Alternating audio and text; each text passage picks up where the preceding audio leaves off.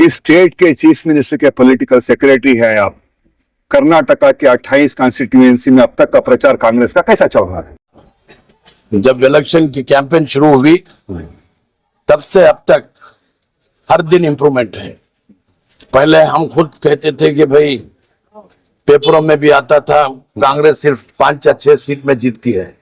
फिर वही लोगों ने लिखना शुरू किया 10-12। अब हमारा जो सर्वे रिपोर्ट है वो 20 के आगे जा रहा है। और जिस तरीके से मतलब हर दिन मतलब कांग्रेस के बारे में, कांग्रेस का जब मैनिफेस्टो रिलीज हुआ उससे और उम्मीदें बढ़ी हैं। और मैं समझता हूं कि ये जो इलेक्शन है ये सिर्फ इलेक्शन इस तरीके का कि कोई एक पार्टी के नुमाइंदे को चुनने का इलेक्शन नहीं है। ये इलेक्शन गरीब और अमीर के बीच की एक लड़ाई है। ये अमीर लोग 22 लोगों के पास 1% लोगों के पास 70% ऑफ द जो वेल्थ है वो सिर्फ 1% लोगों के पास है। और ये सब हुआ, मैं आप लोगों से ये भी कहना चाहूंगा, ये सब लोग जानते हैं नीरव मोदी, चौकसी, विजय माल्या ये सब बाहर भाग गए। लाखों करोड़ रुपया बैंक को देना था। जो लोग चीफ मिनिस्टर ऑफ दिल्ली उसके ऊपर कितना वो पैसा लेने का उसका कोई मतलब, अभी तक 2 साल से कोई भी चार्जशीट नहीं बनी। सोरेन झारखंड का चीफ मिनिस्टर, इन लोगों को जेल में डाला गया है।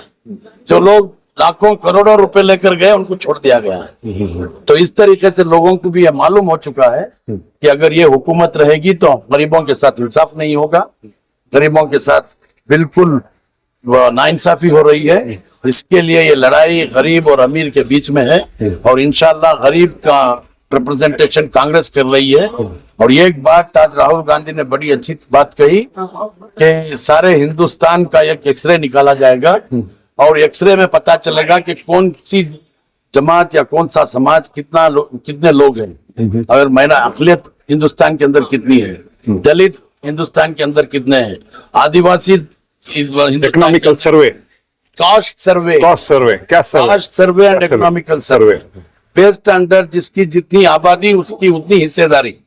तो मैं समझता हूं कि आने वाले दिन हम लोगों के लिए बिल्कुल इंसाफ मिलेगा। इंशाल्लाह हम लोगों को सब मिलकर यही कोशिश करनी होगी कि किसी ना किसी तरीके से कांग्रेस को वापस लाए।